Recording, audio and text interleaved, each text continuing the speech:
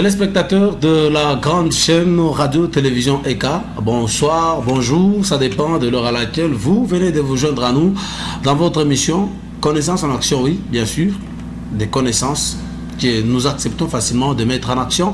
Une émission aujourd'hui qui nous pousse ensemble avec vous de recevoir un invité de marque. Il est déjà passé par ECA une fois dans cette émission, et Thiomo, qui d'ailleurs vous avez bien suivi sur la toile YouTube. Cette émission a fait beaucoup de vues. Merci à l'équipe technique dirigée par Clovis Bissimois, Dylan Akonkwa, Steve Chiembi, Arxanti Gilbert, toute l'équipe technique mobilisée pour que cette émission soit bel et bien réalisée. Merci à la direction de la radio-télévision qui a signé Audrey Mouquet. Merci à toutes les personnes qui ne cessent d'apporter un plus pour que cette émission puisse vous parvenir dans de très bonnes conditions, que ce soit du côté de la radio ou de la télévision.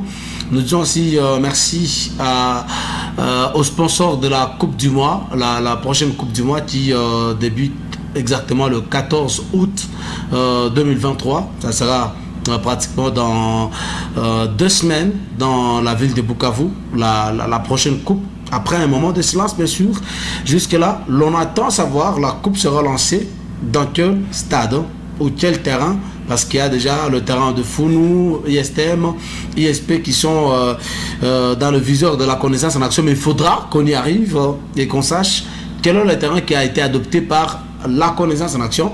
Sur le plateau, nous sommes avec le professeur Alex Lompali qui enseigne à l'université de Namur en Belgique et qui est avec nous ici. Il était de passage bien sûr, mais cette fois, il est là. Vous saurez pourquoi son passage sur le plateau de la télévision est avec une excellente nouvelle. Professeur, bonjour et bienvenue. Bonjour Stanislas, heureux de vous revoir et d'être chez vous aujourd'hui. Ce n'est pas la première fois, mais vous retrouvez dans de nouvelles installations. Vos impressions? J'ai l'opportunité tout à l'heure de saluer les efforts de M. Claude Nyamugabo, député national. Je pense que c'est un projet d'intérêt collectif et je voudrais espérer que ce sera un levier, un outil performant pour promouvoir le développement au Sud Kivu. Voilà, professeur Alex Lompali, je vais juste brosser brièvement de vous dans cette présentation que le public venait d'ailleurs de suivre. Y a-t-il quelque chose que vous pensez que l'on a oublié actuellement? Parce que la biographie, le CV ne fait que s'enrichir. Une précision que je dois apporter, j'enseigne à Namur, au département d'économie et de gestion, si vous voulez bien des sciences économiques et de gestion, à la haute école de la province de Namur. J'enseigne la géopolitique et les relations internationales, l'économie de développement et j'ai d'autres cours comme l'économie générale appliquée.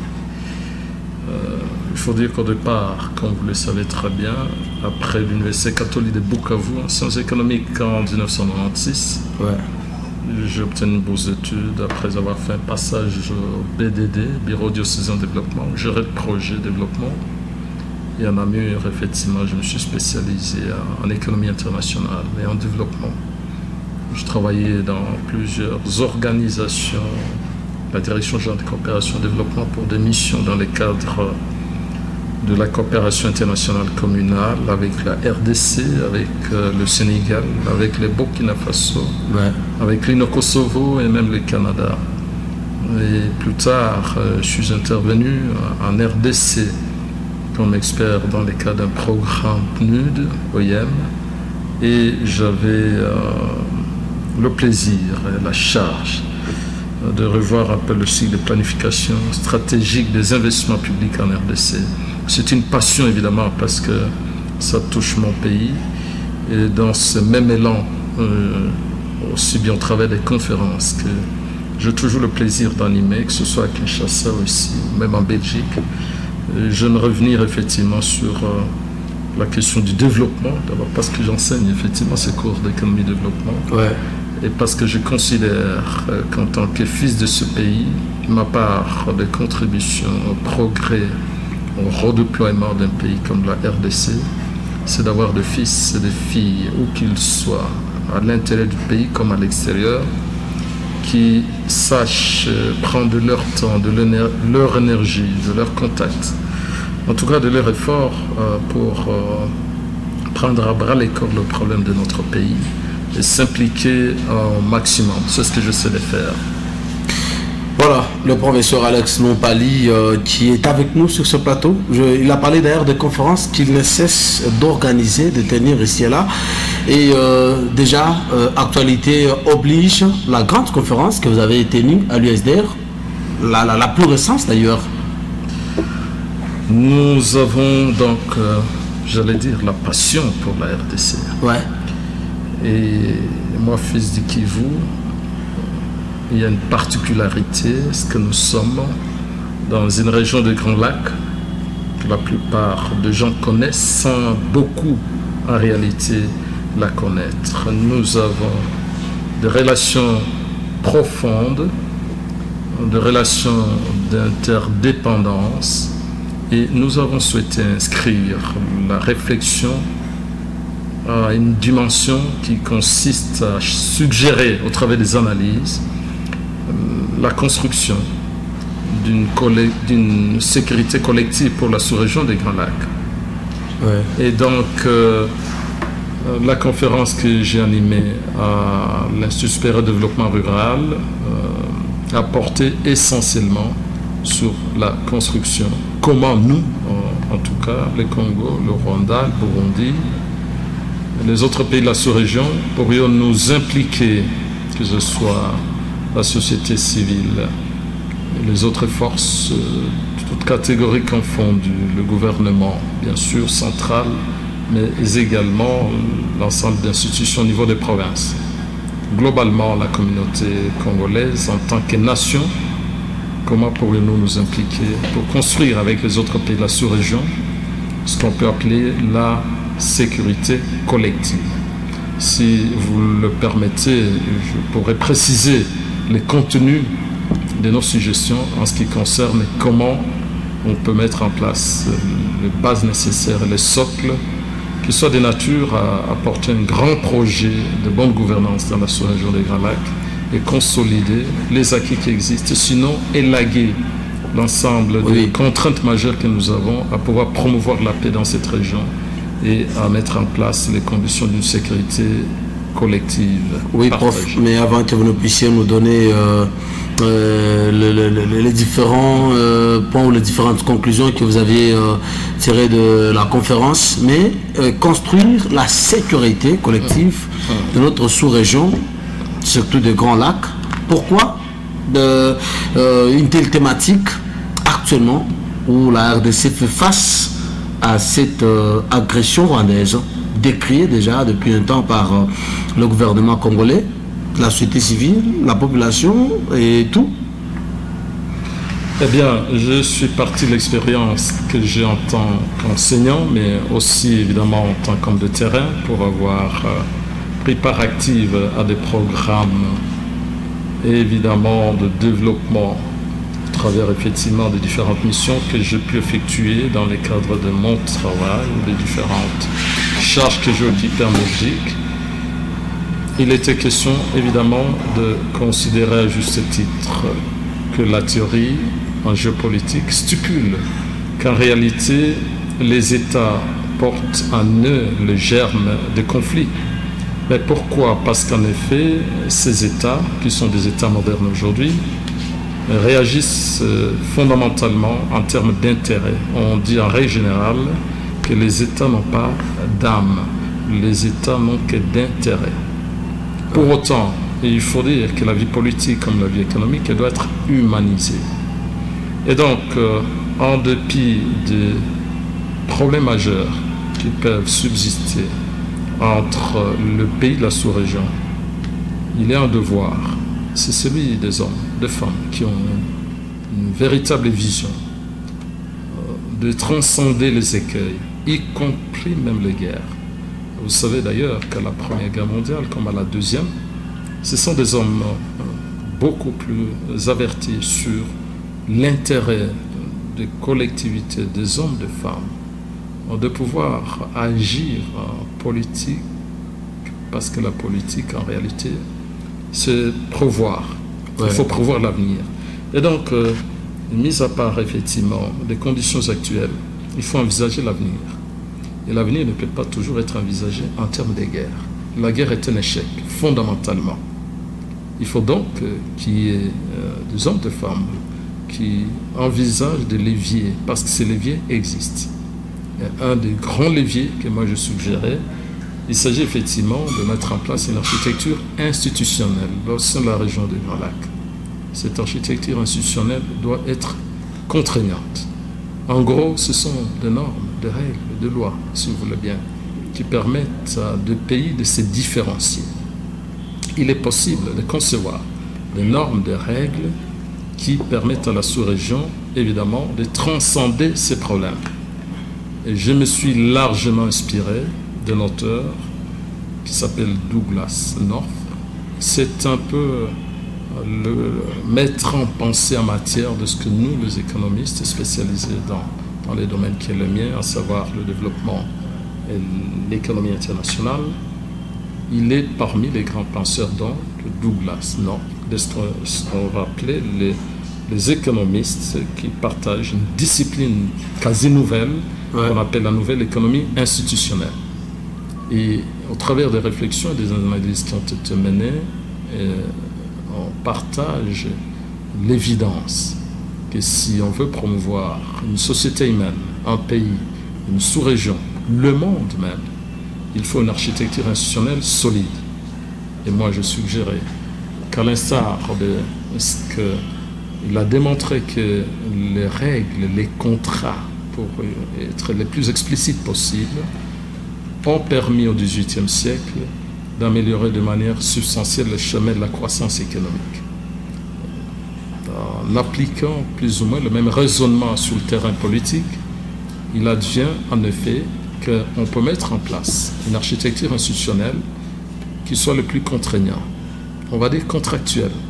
Mais ces normes et ces règles contractuelles doivent être validées par des référendums constitutionnels pour chaque pays, et à ce moment-là, ces règles et ces normes deviennent contraignantes.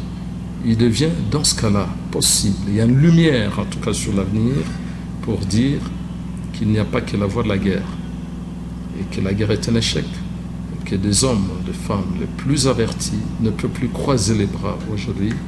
Ils doivent s'engager dans cette bataille pour l'avenir de ce pays. Et nous sommes de ceux-là qui ont la profonde conviction que notre avenir va se faire par nous.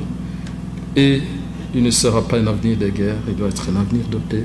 Et voilà, la condition première de la paix, exactement, ce sont des lois, des règles, et que le parti apprenne à respecter ces règles et ces lois.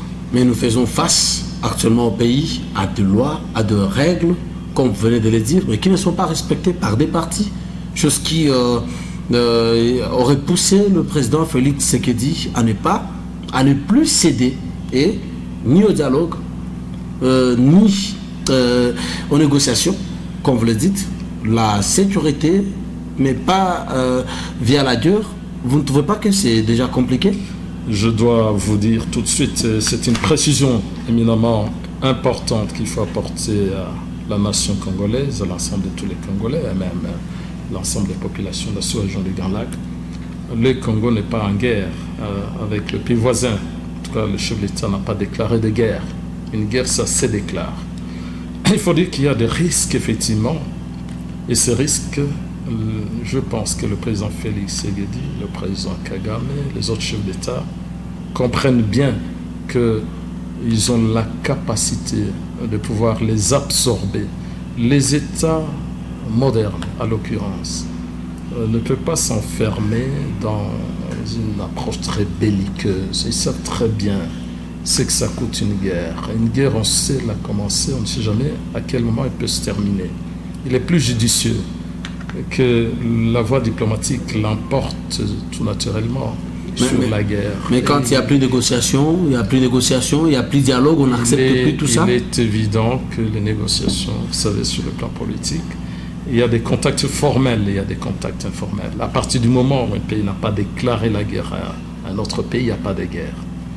Et vous avez remarqué qu'il y a la sagesse, en dépit de ce que la quantité de gens peuvent penser, Je rappelle que le président de la République n'a pas fait un discours solennel à la nation pour déclarer la guerre contre un pays X. Et les autres pays n'ont pas fait la même déclaration. Mais on ne dirait pas que cette déclaration était indirecte. Autrement dit, ça signifie que le chef d'État de la sous-région considère qu'il y a une fenêtre qu'on va qualifier de fenêtre d'opportunité pour éviter un affrontement. Il faut imaginer les conséquences de la guerre. Et qu'à terme, même si on devait faire cette guerre, je crois que ce n'est pas très responsable pour quantité de gens qui, de manière très simpliste, légère, crient à la guerre. Il faut bien se dire que les conséquences peuvent être dramatiques pour tout le monde. C'est ce qu'on appelle la théorie du jeu à somme nulle. Vous êtes tous perdants. L'objectif, c'est d'avoir une sous-région des Grands Lacs où il y a des hommes et des femmes capables d'aborder une autre approche, elle est constructive. Une approche qui nous évite la guerre. En tout état des causes, vous voyez, nous sommes dans un contexte où vous avez une grande puissance, les États-Unis et l'ensemble de tous les pays membres de l'OTAN qui ont décidé d'affronter sur le terrain ukrainien une autre puissance nucléaire. C'est extrêmement dangereux. Mais vous constatez que pendant qu'il y a cet affrontement, l'OTAN n'arrête pas de dire, qui veut l'entendre, qu'il n'y a pas de guerre déclarée avec la Russie. C'est-à-dire qu'il peut exister des moyens de contraintes pour imposer la paix, même si, évidemment, dans l'absolu, comme je l'ai dit, il n'y a pas de déclaration de guerre. À la fois, c'est ce que j'ai essayé de rappeler à la conférence hier à l'ISDR, pour l'ensemble de la population. C'est là exactement qu'on allait aboutir. Vous aviez... Un pays reste un État. Un État, il n'est qu'un État que quand il a la capacité d'assurer la sécurité de ses citoyens, ses concitoyens. Le chef de l'État, en particulier lui et l'ensemble évidemment de tout ce qui gouverne, doivent se sentir investis de cette mission de promouvoir la paix. Mais la paix signifie bien sûr que chaque État, c'est le cas du Rwanda, c'est le cas du Burundi, c'est le cas de la Belgique d'où je viens, c'est le cas des États-Unis, c'est le cas de tous les pays du monde. Tous les pays du monde disposent de leur armée spécifique. Et tous les pays du monde se dotent de la capacité militaire. Lorsque vous gouvernez un pays et que vous considérez que votre responsabilité première, c'est d'assurer l'intégrité de ce pays, il faut consentir l'effort, le moyen nécessaire pour assurer la défense au niveau intérieur. Mais la défense, comme je l'ai dit, elle ne peut pas être belliqueuse. La défense, elle doit être dissuasive. Parce que la guerre, comme je l'ai dit, et je peux le redire 1001 fois, je ne serai jamais contredit sur ce point, la guerre est un échec. Ici donc, si vous voulez bien, je considère à juste titre que la RDC doit se sentir obligée, le chef d'État en premier, de bâtir une armée forte. Elle peut être la plus forte de l'Afrique. Mais elle doit être dissuasive. Ça doit être une armée de progrès. Elle ne peut pas être une armée belliqueuse. Le Rwanda a le plein droit de bâtir une armée la plus solide. C'est pour assurer dans un jeu d'équilibre ce qu'on appelle un respect de puissance. Ouais. Quand deux pays, c'est le cas de la Russie et des États-Unis, vous êtes des puissances nucléaires, vous faites tout pour éviter un affrontement. Il va falloir que le pays de la sous-région, en dépit de ce qu'à l'avenir, nous pensons qu'il faut mettre en place des institutions solides, au terme même, arriver à bâtir une armée, genre OTAN dans la sous-région, et que cette forme d'OTAN pour nous soit évidemment unifiée au travers d'un commandement. Évidemment, tout cela doit être cadré par les dispositions constitutionnelles des différents pays. Je peux vous assurer que si on pouvait arriver à cela dans la sous-région, on doit dessiner ce chemin et on doit atteindre ce type d'objectif. Demain après-demain, ça peut être pas le président Félix Tshisekedi, ça peut être... C'est beaucoup plus sûr, à mon avis, pour l'avenir. Le deuxième mandat du chef de l'État, j'espère qu'il va devoir l'emporter aux prochaines élections. Mais je pense qu'il a un gros, je vais dire, comment vous appelez ça, un cheval de bataille, si vous voulez bien. C'est vraiment de revenir aux conditions de la paix, c'est de promouvoir le développement économique. Et il n'est pas possible de bâtir une armée si on n'a pas créé les conditions économiques qui peuvent porter les efforts dans presque tous les domaines. Voilà, une virgule dans cette émission où nous sommes avec le professeur Alex Lompali. Je rappelle, une grande conférence, il l'a tenue à l'ISDR Bukavu, où il a regroupé plusieurs jeunes, les étudiants et d'autres jeunes, sociétés civiles. Il y avait donc d'autres professeurs d'université qui ont pris part à cette conférence.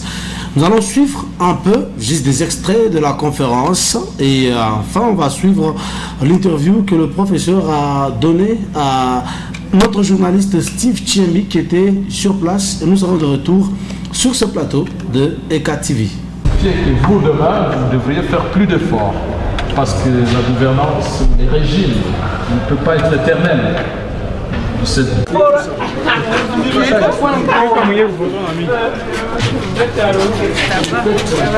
Bien, on fait la photo. Et moi, vous avez mon rapport.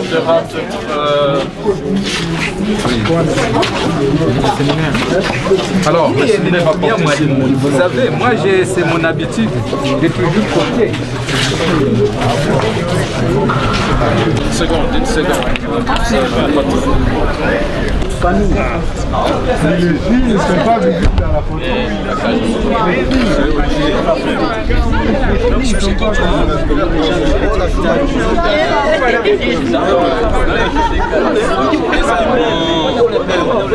Ah ben excusez un peu.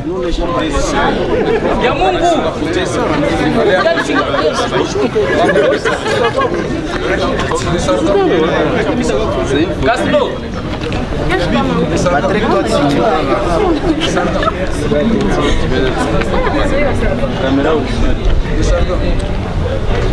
Bien, on vous remercie.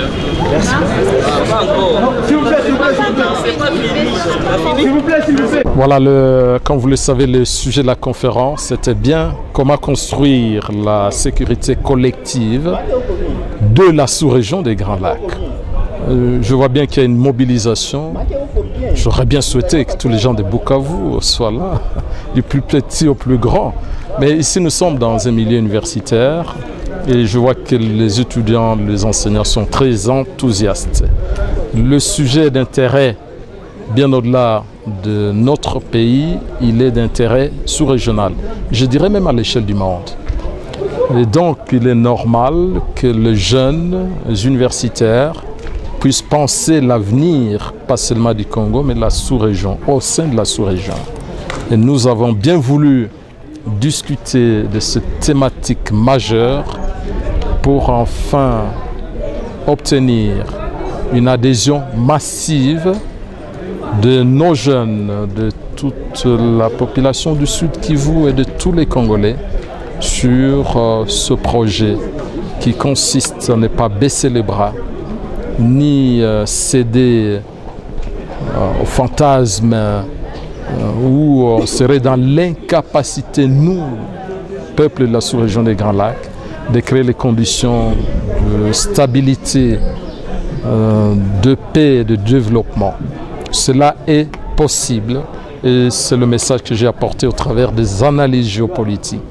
Je relevais les interdépendances qui existent sur le plan politique, sur le plan économique, sur le plan culturel et les avantages de la paix. Et j'ai bien précisé d'ailleurs que la paix était un bien commun à protéger et à développer et qu'il appartenait aux acteurs politiques de nous montrer ce dont ils sont capables pour renforcer la cohésion de peuples au sein de la sous-région des Grands Lacs et de jouer sur tous les leviers possibles, imaginables, capacités créatives pour assurer une bonne gouvernance de chaque pays, mais également la bonne gouvernance de toute la sous-région.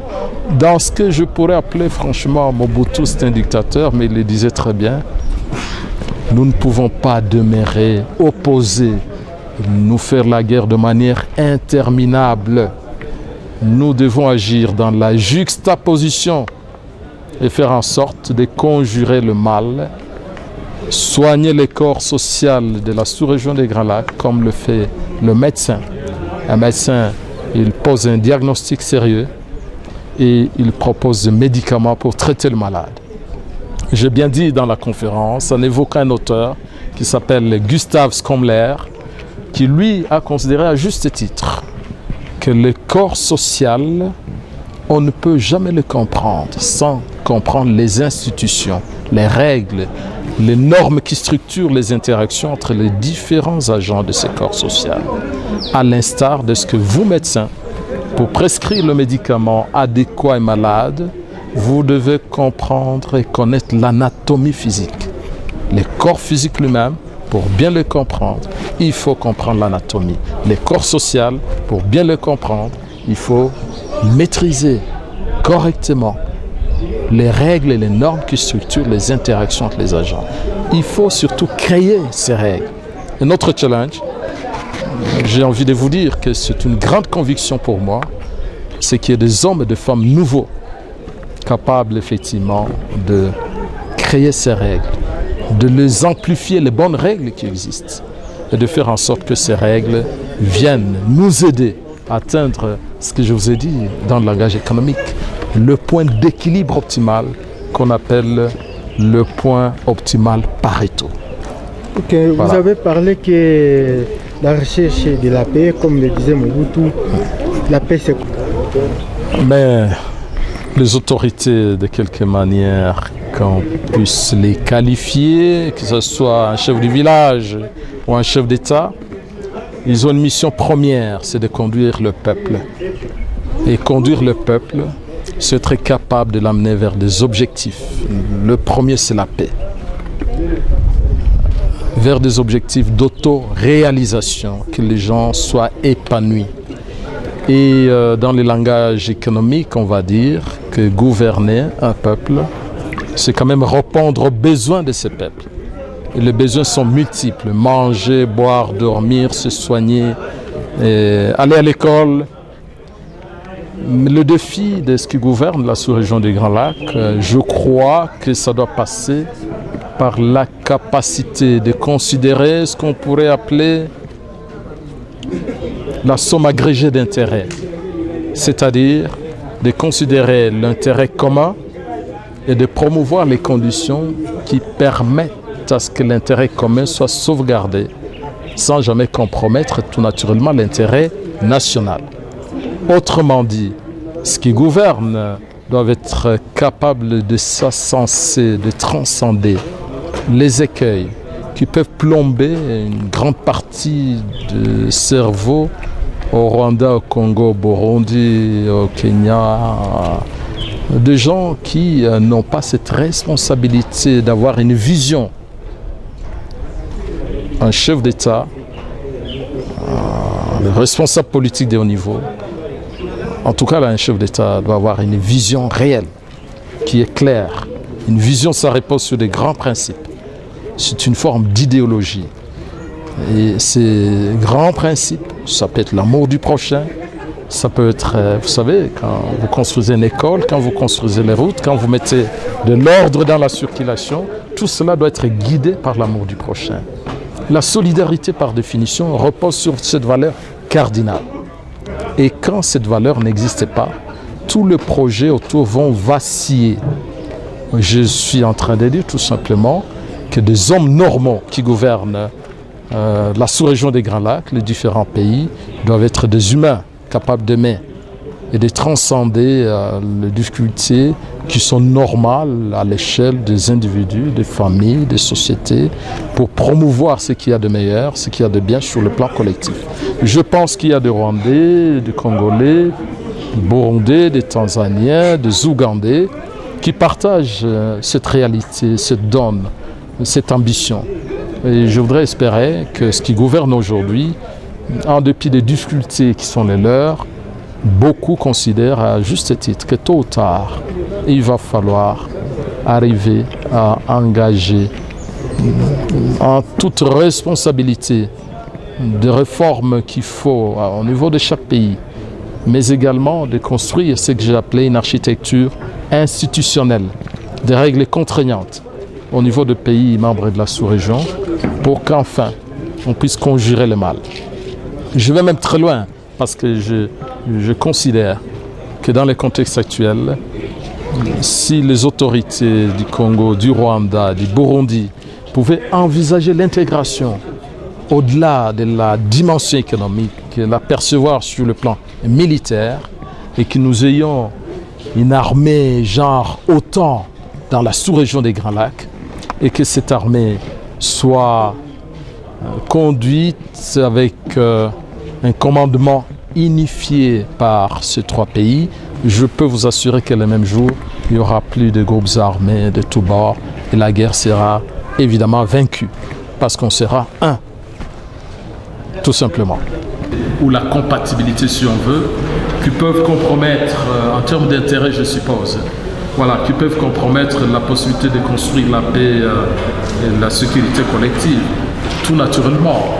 Donc en réalité, ce qui pense ces modèles de sécurité collective sont ceux qui vont chercher des niches, si vous voulez bien, vers des secteurs où on peut trouver, sinon organiser les convergences. Okay? Donc le défi en réalité, c'est d'organiser les convergences. D'ailleurs, l'Union européenne, pour pouvoir se construire, a organisé pendant plusieurs années les conditions de convergence de tous ces États-là. Et on a bouché les trous là où il le fallait pour amener le pays à être presque au même diapason. Okay? Donc, au niveau de la sous-région, les écueils, les difficultés, nous ne pouvons pas, si vous le voulez, on ne peut pas s'avouer vaincu avant de livrer la bataille. Okay? Moi, je pense effectivement que nous pouvons constater les difficultés qui peuvent être importantes à créer ces conditions de convergence, surtout là où il y a la méfiance, comme on l'a dit tout à l'heure. Mais aussi, il faut espérer que des hommes dans l'histoire de l'humanité peuvent écrire l'histoire. Il y a l'histoire qui est celle d'aujourd'hui, d'hier, mais il y aura l'histoire de demain. Ce sont des hommes comme vous, des femmes comme vous qui s'engagent pour écrire l'histoire. Et ce sont ces hommes qui doivent organiser des conditions de convergence pour ne pas s'avouer vaincus.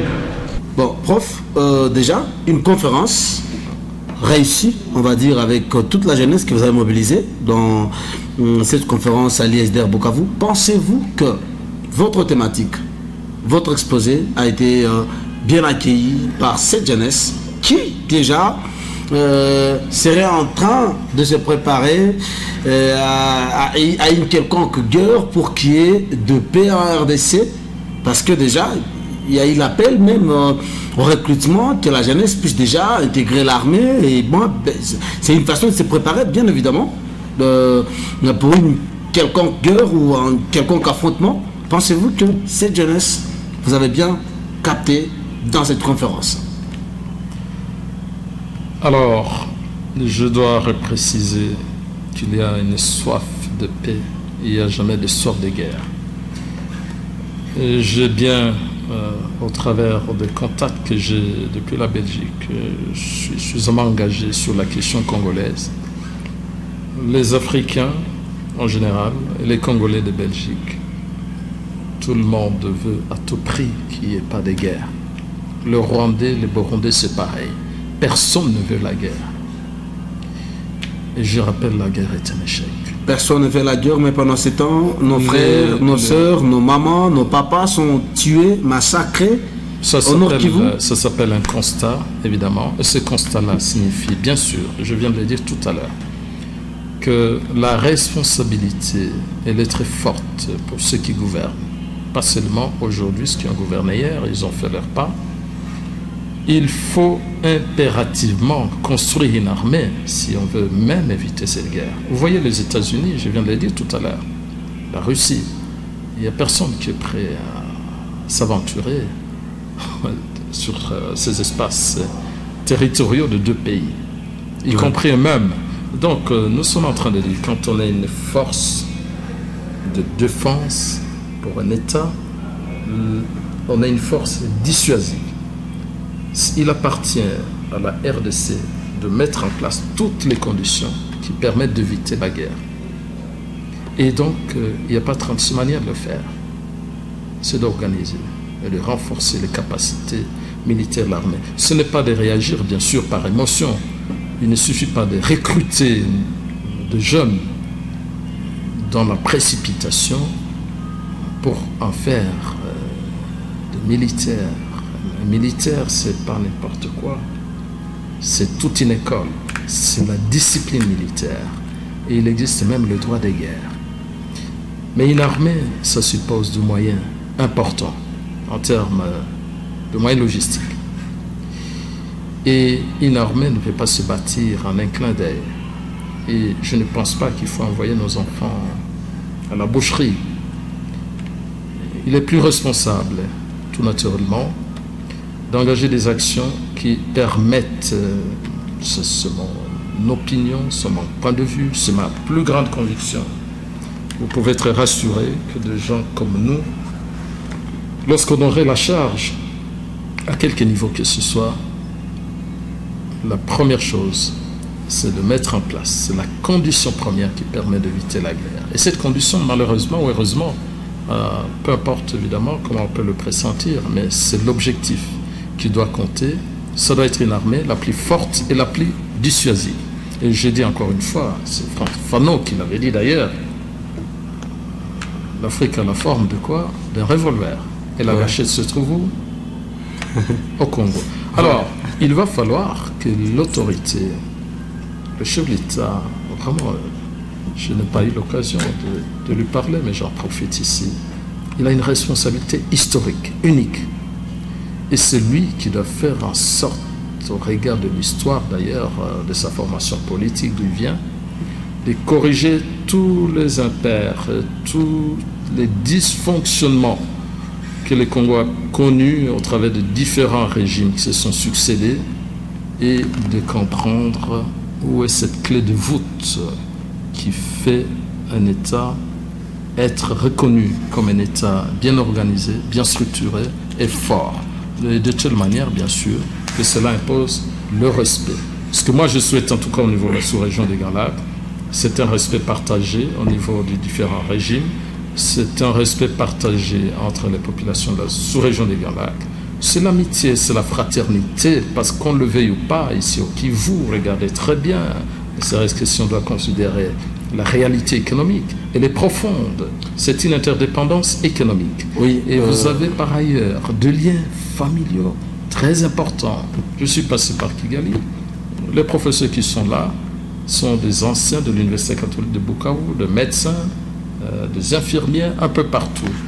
Autrement dit, quand vous êtes dans la sous-région des Grands Lacs, en réalité, le marché de l'emploi, pour les gens qui sont au Kivu, ne serait-ce que ça en Europe, les gens réfléchissent beaucoup en termes de marché d'emploi. Oui, prof, le marché d'emploi, il est ici, il faut le protéger. Et nous sommes en train de dire, la guerre est un échec, mais il faut que l'armée congolaise soit la plus forte pour dissuader toute aventure en RDC. La guerre est un échec. Vous concluez dans 1 minute ou 2 minutes max ces propos de la conférence.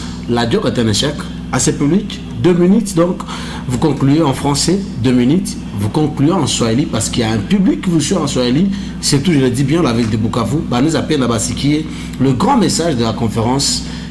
Donc la grande conclusion du professeur Alex Mupali.